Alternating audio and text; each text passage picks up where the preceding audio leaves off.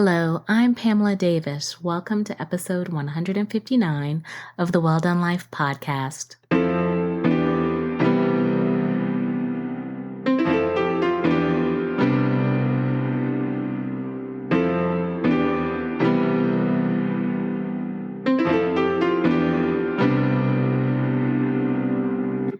Hello, and welcome back to episode 159 of the Well Done Life podcast. I'm your host, Pamela Davis. If you are new here, hey, how are you? Welcome.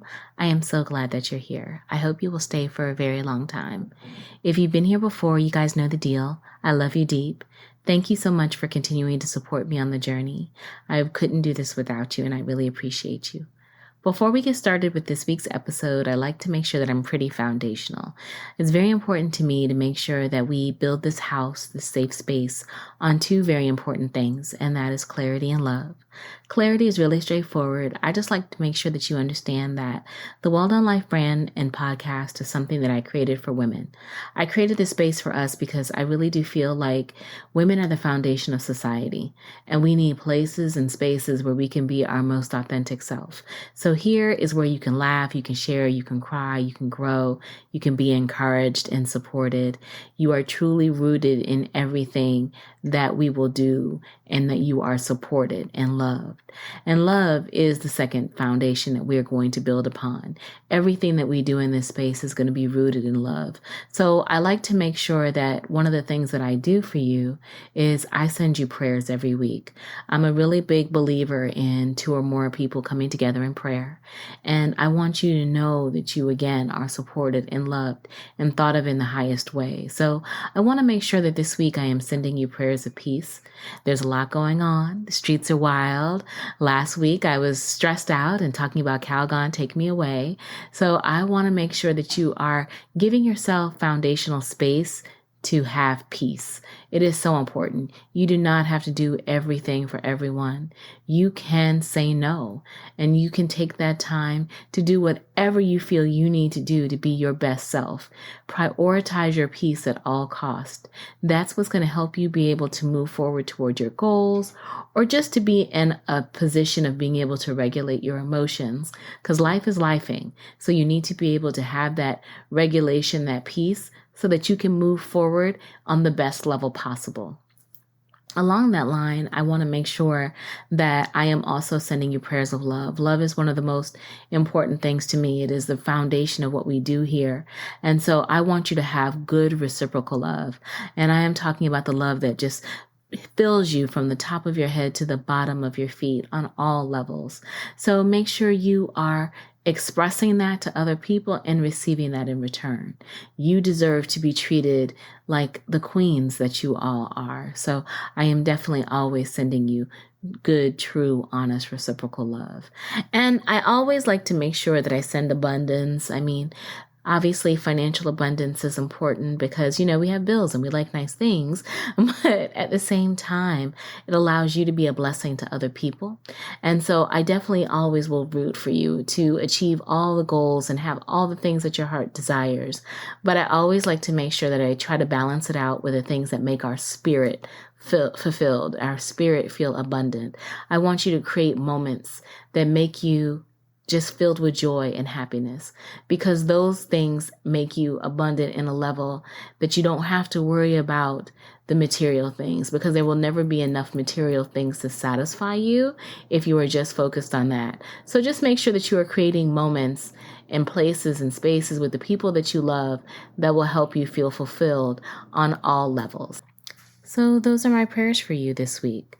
I hope that you feel loved. I hope you feel valued. I hope you know how special you are to me. So I am recording on Tuesday, July 18th. It's 9:39 p.m. right now.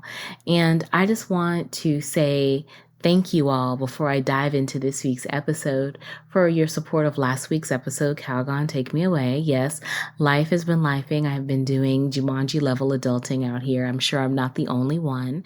And so I really have appreciated connecting with people about some of their Jumanji level adulting events. And hopefully last week's episode kind of gave you a little insight in how to make it through when we go through these things, because I hate to tell you, they don't go away as we get older. They just increase increase, but just know that you're not alone and you're supported.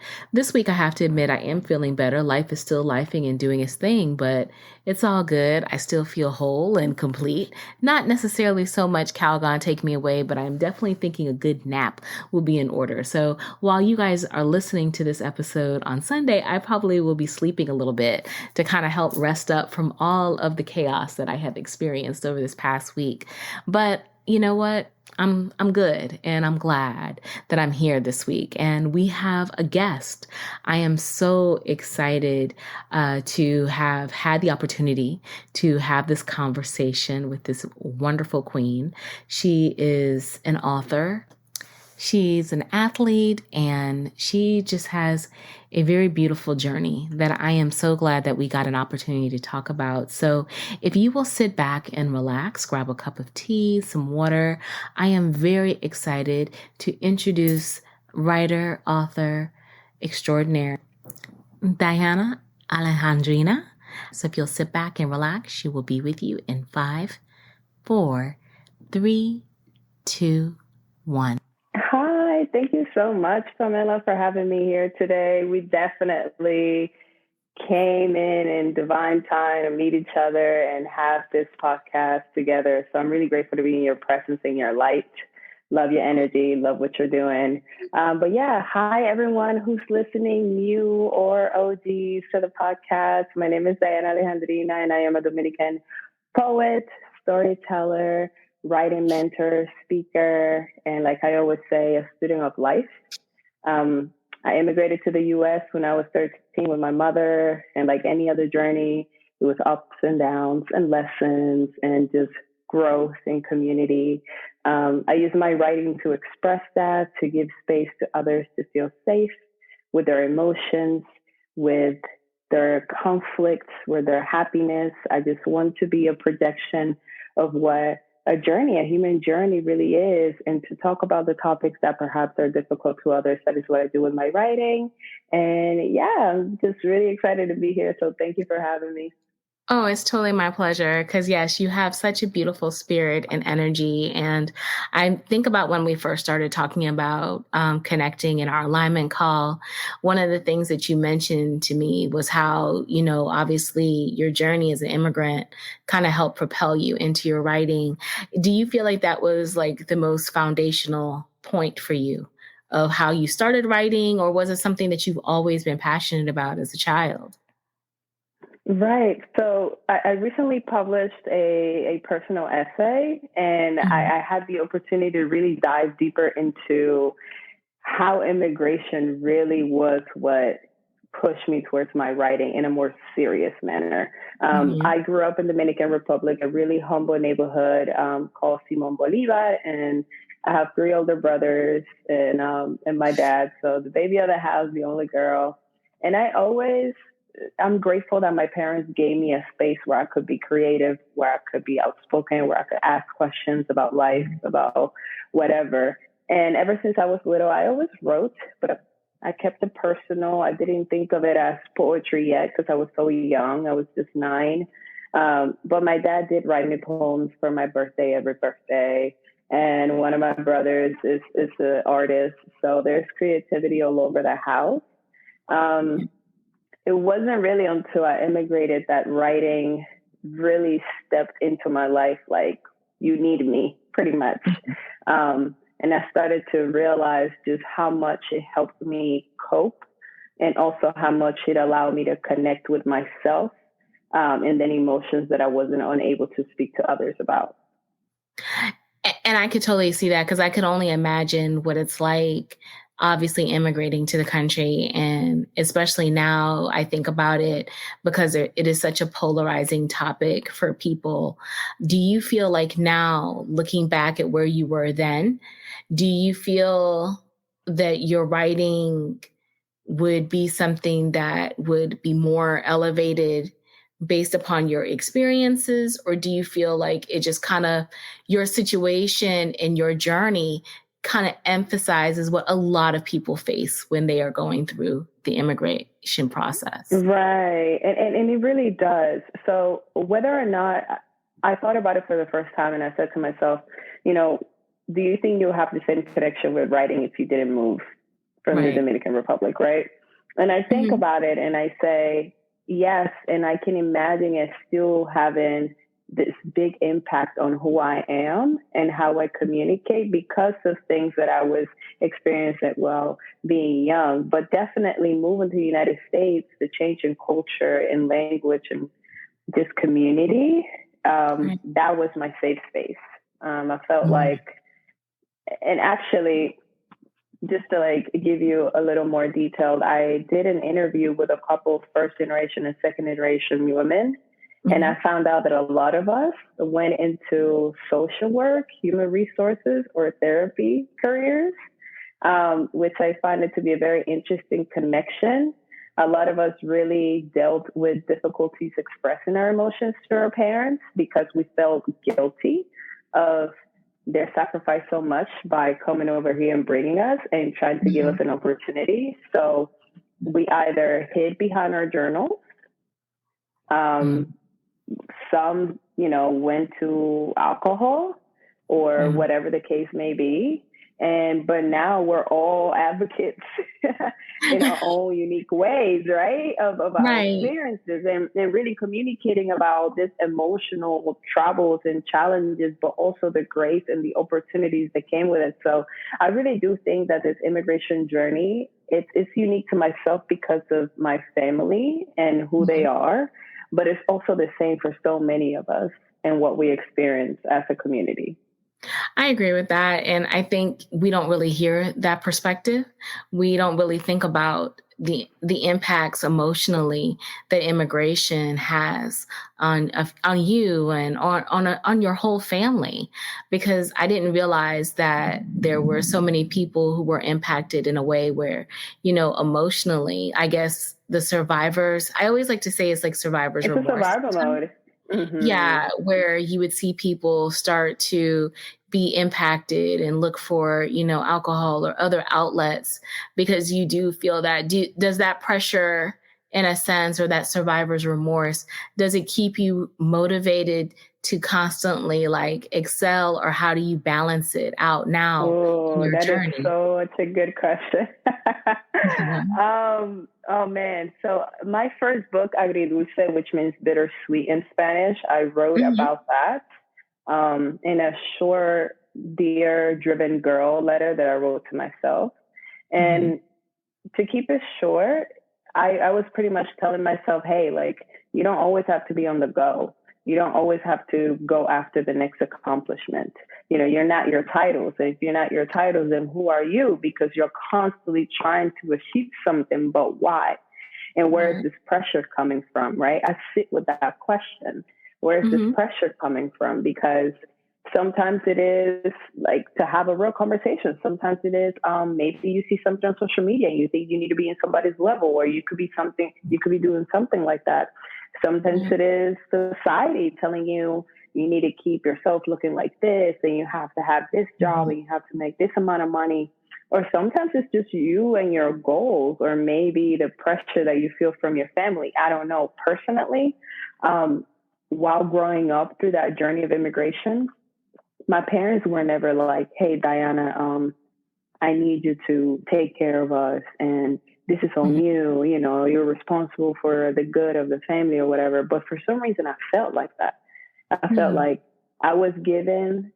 I was the only one out of my three brothers to move to the United States with my mother because I was younger and they were older, and it was much difficult for them to come with her. It got to the point where I felt bad expressing my accomplishments to them because I just felt like, oh man, like I wish they were here. I wish they were going, like having the same resources, having the same type of opportunity for jobs. And so I had this weight on me. Like Mhm. I have to be this daughter, straight A's. I literally got straight A's all through my bachelor's and master's degree and one I, B.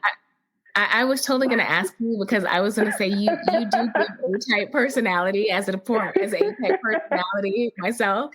I was like, she's strongly giving off the vibes, so I'm very curious about that. Listen, So it doesn't and even surprise me. that was like, yeah, I was like crazy pressure for myself because girl, your dad didn't tell you needed to get straight A's, but I just felt like maybe this is the way of giving back to them. Maybe this is the way that I can, show them it mattered. And so I took on all these emotions and all these responsibilities that pushed me to grow up so fast that I almost forgot about who I was, my identity, my relationship with myself, because I was trying to keep my relationship with them and what I owed to them and the sacrifices they did for me.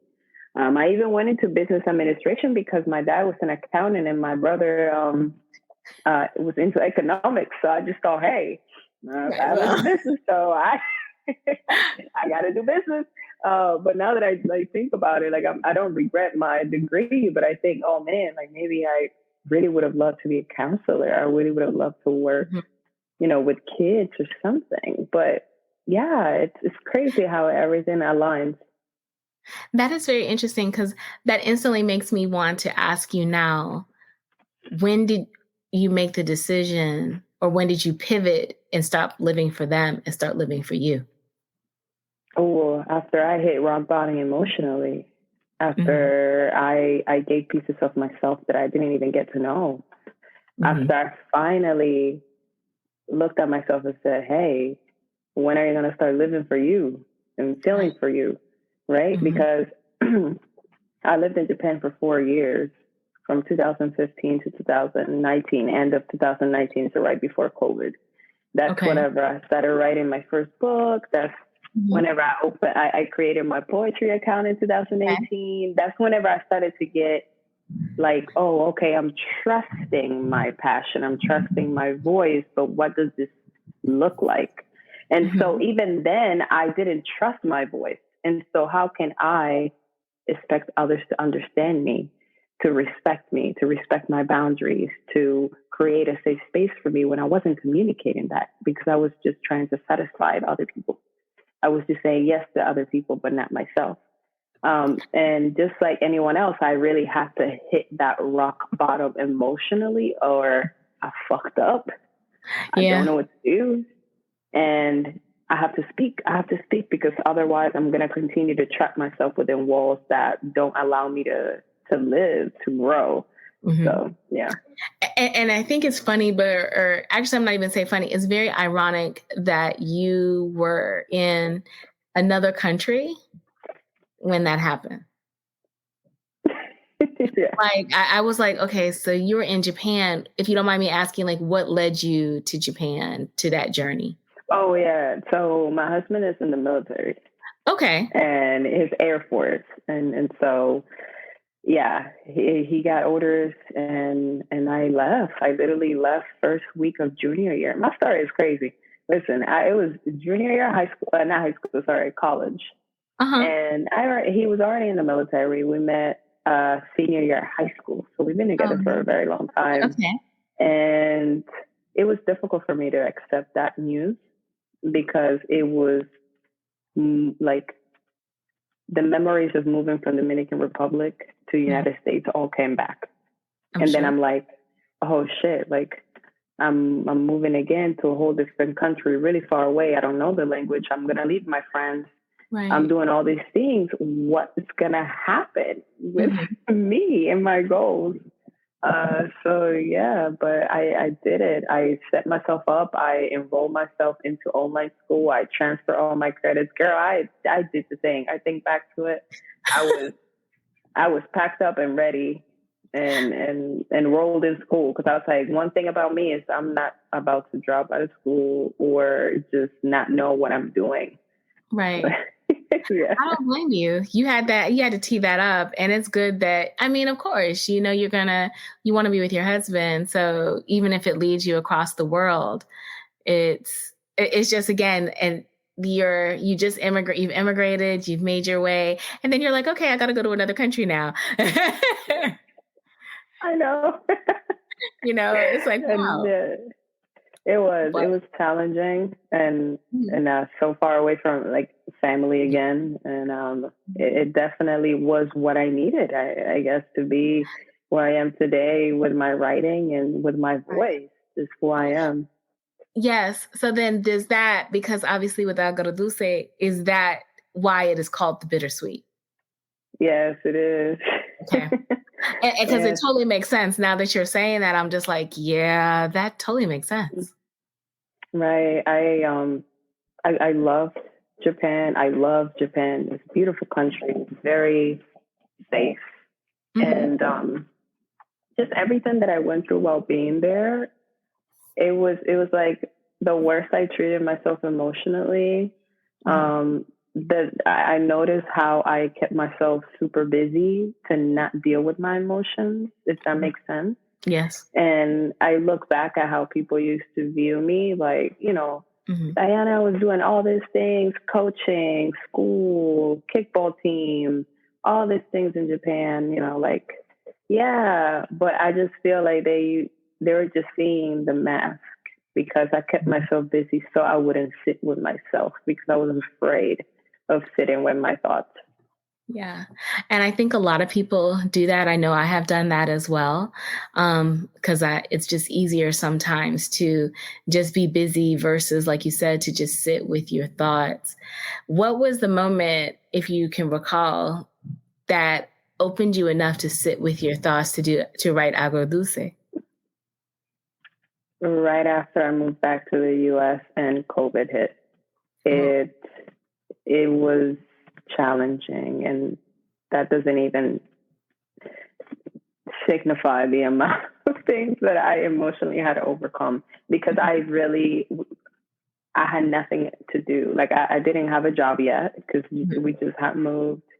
I was dealing with challenges within the marriage and then myself. And on top of that, like I had just started putting the book together. So I didn't know where I was going to go with it, but I didn't even realize the amount of like inner healing that I had to do as I was working in this book. It was like I was challenging myself to open up these wounds and heal with them as I was writing and editing. Every single time I edited that book, I cried. Oh, every single time that I read through it, because every single piece there, no matter how short it is, holds a story. It holds a little story of something that happened. And for me to write it down meant, okay, and I'm not only closing this chapter, but I'm acknowledging that I went through that and that I am not that anymore, right? Like I'm growing on my own pace. Woo. Yeah. That is quite a healing journey because let me see, there are approximately 158 pages before acknowledgments of your writings and your thoughts. That's a lot of healing, and that's a lot of reliving and revising. Is that why you separated it out into the sour and the sweet? Because the book is, for everyone listening, the book is written in that way. So it's written out in a sour and a sweet way. Yes, so I feel very deeply, right? And I come to understand that my emotions don't represent me. I just have to learn from what they're trying to tell me because emotions are temporary, right? And so when I was writing Agridulce and I was finally done with them all, I said, damn, do I want to have people turn the page and read something really loving and turn the page again and be bawling their eyes out? Like, what am I going to do with this? And so, although I wanted that journey of emotional, of like, oh, boom, boom, boom, this is how she felt. It was up and down, blah, blah, blah. I really came to the realization that I wanted to walk people through how that felt. Okay. I want to really tell you a story. From the very first piece, if you open the very first poem from the sour and read it, then tell me what you think. Yes, go ahead. Because like the first one is called "Can You See Me?" And and I can read it here. I'm covered with scars the naked eye cannot see, but I'm willing to show them all for the world to see me for me. And to me, when I read that initially, I said, okay, this is her jumping off point. This is her saying, I'm ready to show everyone who I am, scars and all. Why am I over here getting emotional? But it is. It really is. And And that's really like, that's why I was like, I need to tell this as a story, and so Right. I need to start with something that means a lot to me. And that is, I'm giving myself the opportunity to finally be open, to Yes. finally speak about how I felt and write it down, because even write it down at times was really scary. Because once you write it down, although it may not be completely true, you are really putting that down. Like, I am feeling like Yeah. this. I am confused about this. I am treating Mhm. myself poorly, whatever the case may be. And so I was like, this is how I'm going to start. And I'm just going to keep it honest throughout the whole Yeah. collection. I love it. And I did feel like this whole section, the whole book is very honest.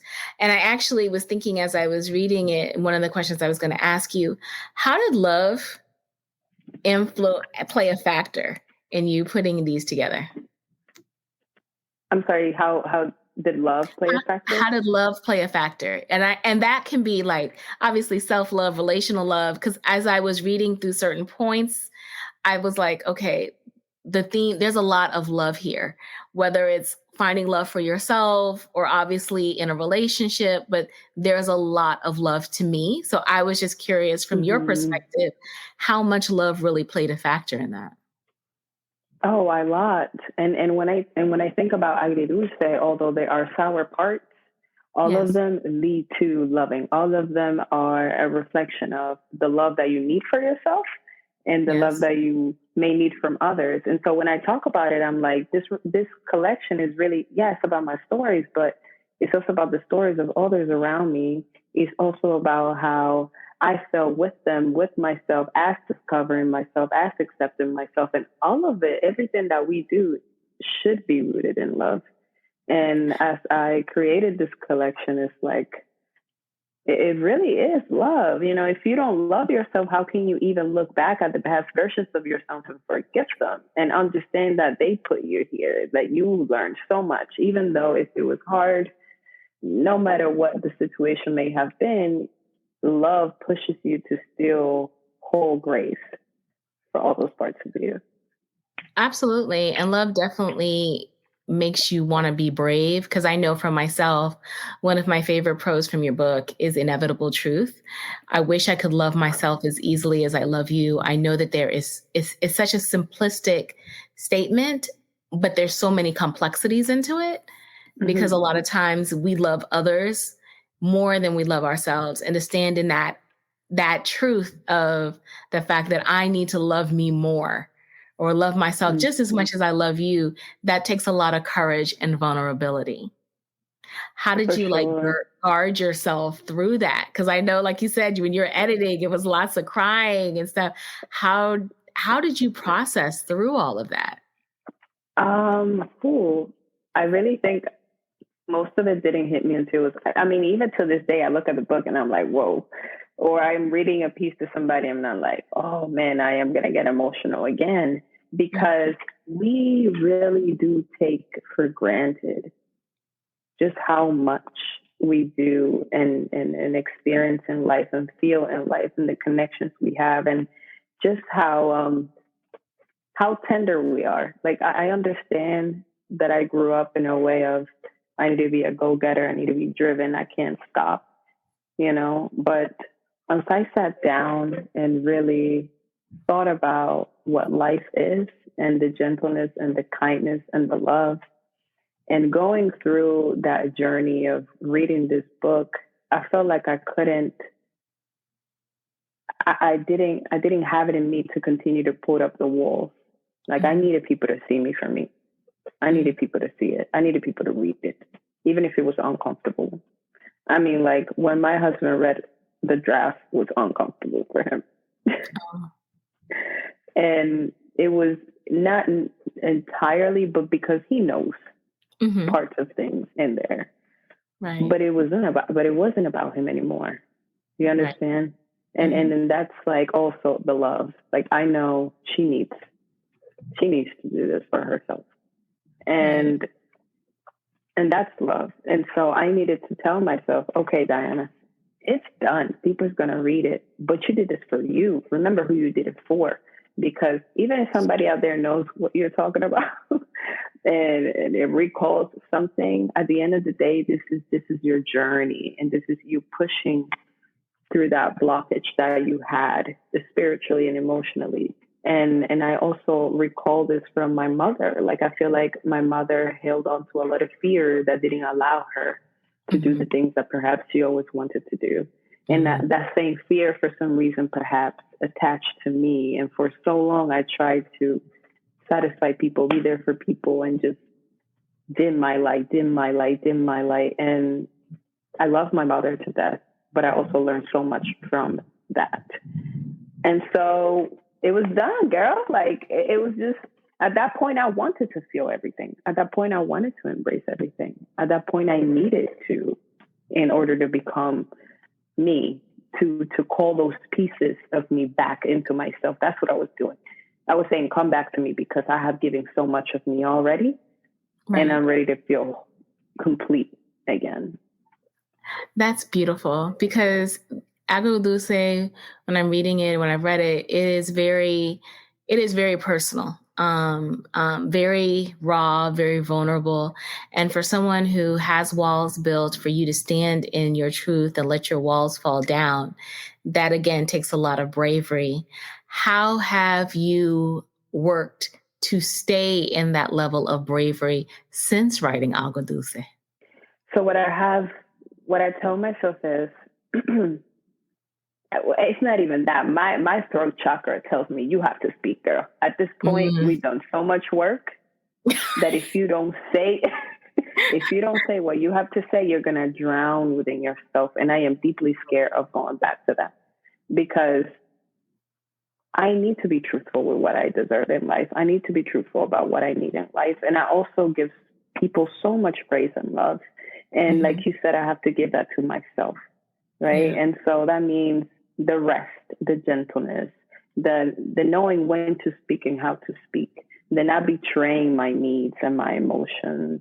And yeah, that can be challenging, because, you know, we have friends, we have family, we don't want to disappoint them. We want to be kind, we want to say yes. But I feel like the people who really love you for you, they understand when you have boundaries and they're healthy, and they need to respect that. And the way I've kept myself from that is by being honest with people, even with friends.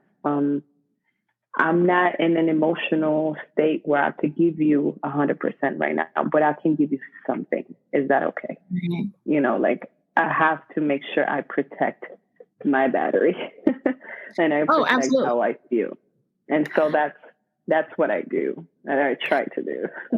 No, I love that. And I always love hearing people talk about that, because everybody talks about respecting boundaries and all of these limitations, you know, and making sure you have the right circle of friends, all those things. But it really takes practical effort. And practical effort is hard sometimes, because, again, you feel those desires not to let people down and to always want to be there for everyone. But there does become a point in time where you have to make that shift and that pivot. And I love seeing what you've done, because you can tell that type of shift and pivot that you made within yourself freed you. And look how it came out. I mean, Agridulce is beautiful, and it's emotional, and it's vulnerable, and it's raw, and you're standing in your truth like that. That is a powerful place for you to be. So I'm glad that you're there. How has that now affected how you're moving forward with your writing? So giving myself the opportunity to love myself, respect myself, rest, love my body, my temple, take care of it, allow me to understand that rest is essential. And I do not have to rush.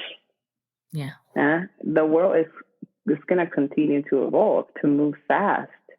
But my divine gift, whatever time it takes to take off, or whatever it is that God wants me to do through writing, it's going to happen whether or not I publish a book every month, every other year, every 2 years. And so that's what I'm learning. I'm learning that I've been in this creative stillness. This is the name I've given it. Instead of stuck. Oh yeah, I can't write, I'm stuck. No, it's more like creative stillness. And what is this creative stillness trying to tell me? Do I need to be around nature more? Do I need to rest more? Do I need to eat better? Do I need to write it down, or do I need to call somebody that I haven't talked to in a long time? What is trying to tell me? Because at the end of the day, I create from my experience. Right. So I have to live and I have to do things. And you know what I mean? Like Yeah. that's where I write from. And so now my writing is just, I have always loved my writing, truly, especially when I stopped comparing myself to other writers, especially when I thought, I'm not as sophisticated as this person. My poems are not written in the same manner. Well, yeah, duh. Your voice is different. Right. You know? So then I had to tell myself, I do not have to put myself into this box. Yeah. Because the people who needs it, when I write authentically, when I take the time to write it down without rushing, those who need it will immediately show it. And without even, because the thing about it is, to me, people attract, right? Your light attracts those who need it the most, right? So then I just want to continue to give that love and patience to myself so I can create beautiful things. And I just don't want to rush it. That's where I'm at right now. I'm at a very like calm acceptance, just go with the flow, and also talking to myself more positively, like everything is good. You know what I mean? Like, you did two things, that's great. Because it's easy for me to also, you know, to be a devil's advocate, be like, well, you shouldn't be laying down for so long, you know, like you should be going to the gym, or why you sleeping in. But now I'm like, no, I can recognize it now and just give myself grace. Oh, I love that for you. And I'm so glad, because I was going to ask you, obviously coming off of Agridulce, the Bittersweet, if you were writing right now, what would the title of your life be at this point? Oh, that's just tempting me to tell you the title of my next book, but I can't. Oh man! It's funny. I have that question because I was like, I know she's got to be working on something. So. Yes. Well, I'll give you a little tea. Well, I definitely just completed my second collection. Like, it's done, and your question aligns so beautifully. Yes, because I told myself that I was going to sit with this collection, that I was going to like embrace it, that I was going to give it some love and keep it personal for a bit, you know, just because I'm really proud of it. And it's very connecting. And so if I had to title it, it would be something like Ground with the Earth. It just grounded in acceptance and grace. Like, that's where I'm at. I just feel very connected to everything around me, especially like the earth and nature. And that translates into lessons and so much more that we apply into life. And that's like how I feel right now. I love that. I love it. You sound rooted, and that is just such a beautiful place to be. With that, and with everything that you have been through and seen, what is one of the biggest things that you feel like you've learned about yourself thus far to this point? Oh, that's a hard one, right? Because there's just so many things I would like to say. Say whatever you want. There's a lot of power in my vulnerability and empathy for life and others. And I'll go into that. When I went through everything that I went through, I thought that I needed to stop feeling so much. I thought that I needed to stop loving so hard. I thought that I needed to turn into this cold person so people wouldn't hurt my feelings, so I wouldn't make mistakes. I needed to shield myself from emotions, right? And not cry as much. And I cry easily. I really do. And so, I'm not gonna get emotional, but I told myself that I needed to do that, right? And now the best advice, or the thing that I've learned the most, is that, man, it's so beautiful to be kind and vulnerable and loving to other people. It's so beautiful to make other people feel safe enough to cry in front of me as a stranger, and I had a workshop to tell me what they've been through as a child, or how just me creating a space is so necessary, you know, for them. And so it lets me know that there is no reason whatsoever for which I need to change who I am in that sense, because it's beautiful. Yes. And that's what I need to tell myself more often. And that's what I would tell my younger self. Like, you're not a crier, you're not a baby because you feel this way. And yes, you're just so passionate. You just have to make sure that the same love you give others and patience and words of advice and affirmation you give to yourself, that's all. You just have to make sure that you know that. But I don't have to be this cold person to protect myself. So it's like the biggest thing that I have learned.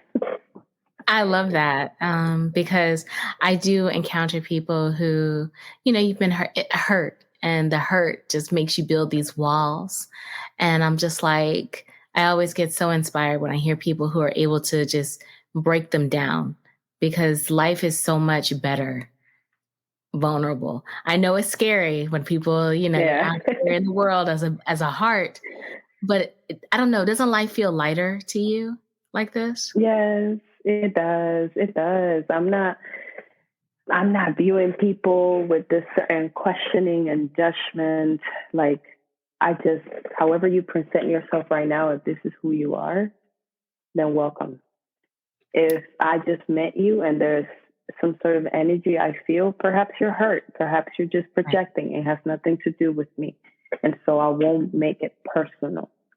But just giving people that grace and that chance of just being, and me not telling myself I have to change, it's really a blessing. Yes, it's a light. I'm just me. And that allows me to just live more fully and unapologetically just be me and write like me and breathe like me and live like me. So I'm really proud of that. Yeah. I love that. What is one thing that you feel deep in your soul right now? Acceptance.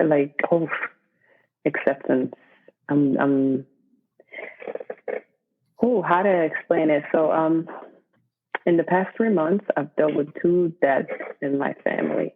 I'm sorry. Within 3 months.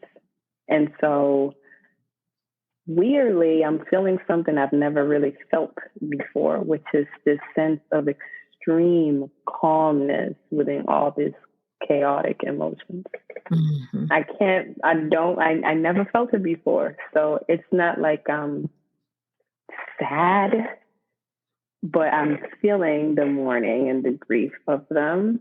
Mm-hmm. But I'm also accepting it and everything that I feel. It's a weird dance, but it allows me to just be calm and to see it for what it is, and to stay in a level where gratefulness still exists.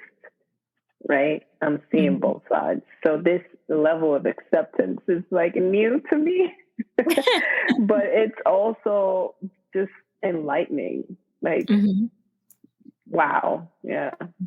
I think that's great because, things are chaotic, and I am sorry again about the losses that you've been experiencing. I've recently been talking about how I feel like I've been unlocking these Jumanji level adulting levels. Like I really do.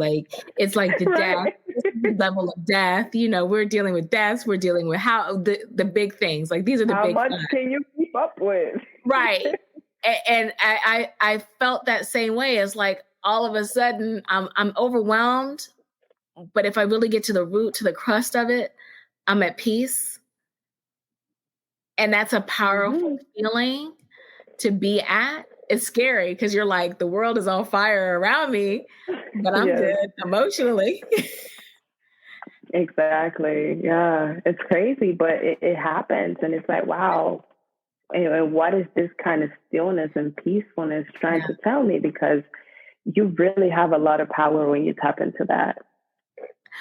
Absolutely. I really feel like that's an indication of the work that has been done, because we've been through the fire, you've been through it all.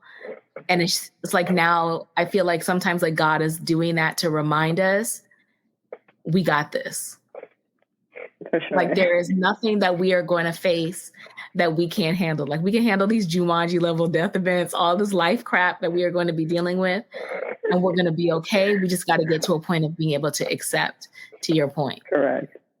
Yeah, that is a powerful feeling. Okay. So then I have a few like speed round questions I would like to ask you, if you don't mind. Nah, yeah, go ahead. Let's do it. Do you have a word for 2023?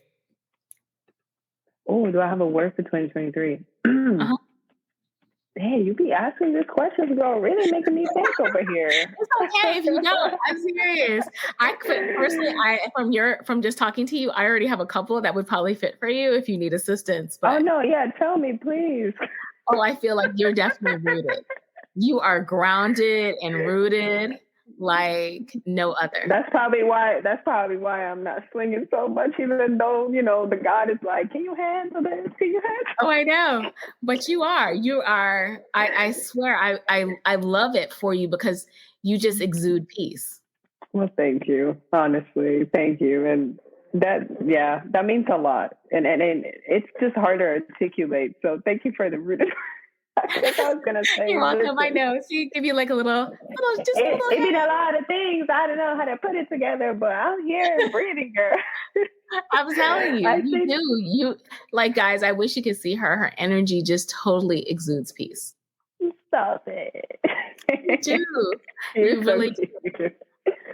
Thank you. No, I really do believe that once we accept ourselves and our emotions without drowning in them, there's just so much to discover. And I still have so much to learn. And I still have so much to like give myself and give others, because the work we put into ourselves really, really transfers and transforms everything around us. And I think that is what I'm experiencing. I'm at a point in my life where I want to ask the hard questions. I want to get the hard answers. I want to know where you at mentally and emotionally. I don't want to sugarcoat anything. I in a way, I don't have time to waste. Like, I want those connections. I want the real connections. And so that makes me feel like, okay, we are being honest about our existence in this world. And we are really just trying to give love and be in spaces that feel like love as it should be. And that's where I'm at. Like, I want to be in places that feel like love. I want to create from a place of love and peacefulness. I want to continue to be more grateful. And I really do want to live a life that I'm happy about, that I know it's my life and it's beautiful. And yeah. I all of that I totally get and resonate with, and I totally feel that is the level of life that we should be all living right now. So I love that for you. I was gonna say, I always ask everybody lately, because I feel like music is like the soundtrack of our lives. So I do. What song right now kind of symbolizes where you're at right now? And it can be ratchet, it can be whatever you want, but Nah, I got you, because I recently finally tapped into the song that makes me happy. And I don't know if it's going to change, but I'm telling you, girl, Boogie Wonderland makes my heart smile completely. Oh my gosh, really? Yes. Oh my God, but Earth and Fire, yes. Yes. That's a vibe, though. That song is a vibe. You have no clue. I don't know what it is, but this is my song. This is my song. Like, I just feel so alive. I feel so full. I feel so energetic. I want to dance. I don't care what people are saying. And I'm usually not like that person, like to just be goofy around people. But it's just this light about it. And it really does represent just everything that I'm feeling. For some reason, I'm just like, and then it just, Oh yeah, that song is a jam. I mean, for real. And I'm gonna make sure I link it in the show notes, because if you guys have not heard that song, you need to put it on. I feel like it's one of those songs, if you're having a bad day, it can turn you instantly. Yeah. Absolutely. Oh my gosh, that is so awesome. I love that. See, your soul. Yeah, you're like an old rooted soul. I love it. Yes. I am. What would be yours? Let's see. What do you think yours will be right now?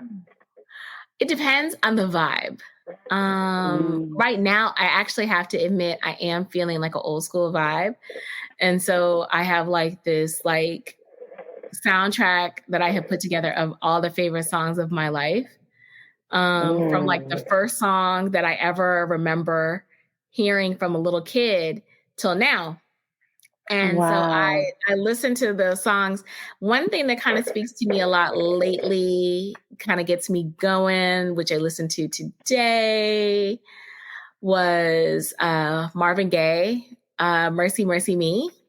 Oh my God, don't kill me. That's I don't know okay. if I have. Okay, we're going to exchange. I am totally going Listen, to yes. That song. And it's really fitting. It's one of my, I grew up because my dad was a big music lover. So that's all we grew up with, a lot of music and books. And Marvin Gaye was one of his favorites. And it's from the Ecology album. And it just talks about the state of the world. And it's just asking for mercy and grace and for us to love each other more. So it's one of those songs when I listen to it, it just makes me sit and think, like back then they knew where we would be now. And if we just finally just all listen and get it right, we might be able to turn this thing around a little bit. Yeah, so that's deep. I love that. Definitely share. Yeah, I will totally share. So we'll have to have like a music nerd out, but I love that. Yeah. And right now also, if I'm thinking about love, it is James Ingram and Patty Austin, Baby Come to Me. But I love that song. I haven't heard that one yet. Definitely have. I'm actually stuck with, besides that song, there's this album, and I don't know if you know him as an artist, but Daniel Caesar, Never Enough. Yes! Oh my God! Girl. That whole album, Superpowers, even like everything is like a vibe, and I just be in the car like, oh, you have. Yes, because it's like you're just driving and it's just like... Yeah, this perfect driving album. Yep. Yes, totally. We're totally going to exchange. And guys, yes, I will definitely share some of these songs in there because there are some good ones. I mean, music it's the soundtrack of our emotions and our feelings. So. It really is. Yes. So, ma'am, I have 2 questions left for you. One, how can we support you? Where can we follow you, like, share, look out for the new book when it comes out? All those things. Well, yes, my social media, Dhayana Alejandrina, which will be much more easier for y'all once Bella puts it in the link for sure. Yes, that's where I am the most active. Also my Twitter, which is the same name. I put a lot of like my work that's coming out, my essays. When you go on my Instagram and click the link tree, I have all of my recent nonfiction essays, personal essays, poems that have been featured, as well as my book, Agridulce. Honestly, guys, that is the best way for you to get familiar with my work, to support me, is by ordering through my website or Barnes and Nobles or Amazon, whatever is easier for you.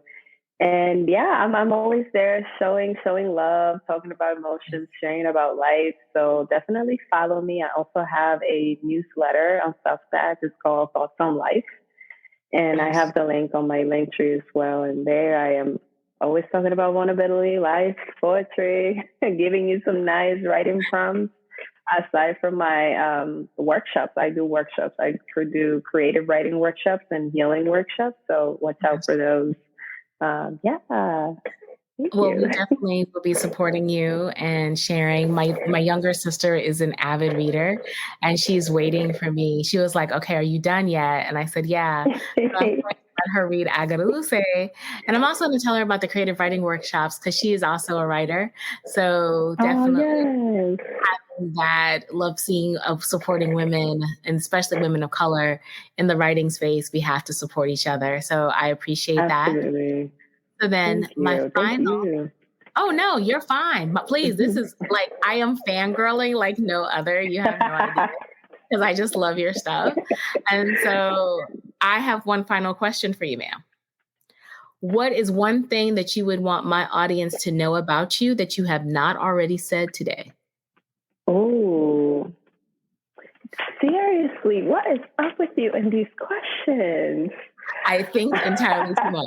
That is Ooh, something that I want them to know about me that I have not said. yes. Oh, I really haven't though. I have been a volleyball player my entire life and a coach. I didn't mention that. Yes, I'm hitting you with something. So I started playing volleyball when I was 5 years old in the Dominican Republic. And after I immigrated to the United States, although my high school did not have volleyball and I went into track and field and I was a javelin thrower, I actually, yeah, look at you. You're like, wait a minute, do we need podcast number 2? Because Yes. yes, so I continued to play volleyball on the side, and then I coach kids, 12-year-old girls, 8-year-olds. I love working with kids. I worked with 1-year-olds and 2-year-olds for 4 years as well. So yeah, I am a volleyball coach, and I love it. That is so awesome. Thank you. So yeah, now they know a little more of my other hobbies. I love it. So creative and sporty. I like it. Yes, very sporty. Yes, I was going to say that's super sporty, especially javelin. When you said that, I was like, huh? Girl, you should. I'm gonna share some personal pictures of high school me throwing a javelin. Heck yeah, please do. It's very funny. Oh my God, that is so awesome, though. I loved it. I went to college for it too. Okay, so you weren't like just like dabbling. If you went to college for that was something you were really, really good at, man. Yes, girl, I was throwing that thing like it was back in the day hunting trips.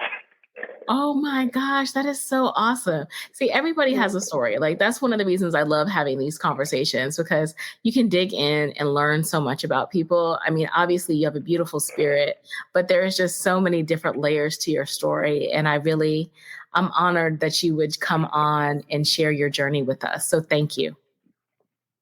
Thank you. Honestly, I am fangirling too because I told you it's like I need to reach out to her. I don't know how this is going to happen, but I just see it. It's happening somehow. We're going to be in this podcast together. Oh, totally. And when you did, I was like, oh my gosh, she actually wants to talk to me. Like I am stunned.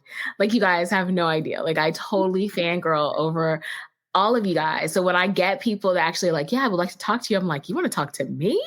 So I have to have like good questions and we have to have great conversations. So thank you. I really, again, I'm honored and we will be supporting and sharing and liking and following your journey. So I would love to have you back sometime. When you decide that you're ready to tell me about book 2, I got you. To the world. I would be honored if you would come back. Yes, you best count on it. Okay, perfect. So guys, I want to thank you all for listening. Again, Dhayana, I want to thank you for coming on and I will make sure I have all of her information in the show notes.